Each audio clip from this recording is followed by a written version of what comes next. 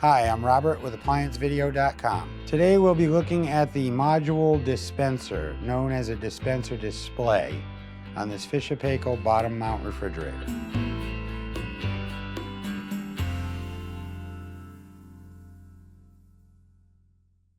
Stop. Before you begin any repair, unplug the appliance from the wall outlet. It is also recommended that you check for proper voltage. Remember to also turn off the water.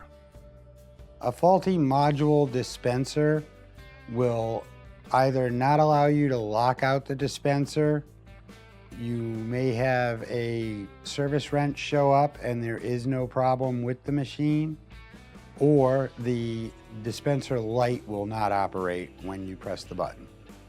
To remove the dispenser display, click on the link below to view this repair video. ApplianceVideo.com guides you step by step, giving you the confidence to avoid recalls and callbacks, also saving time on repairs. Whether you're up against an uncommon repair or the latest appliance on the market, our videos have been created with you in mind. Our growing library of videos have been produced using our factory-certified technicians who have extensive infield experience over the past 30 years.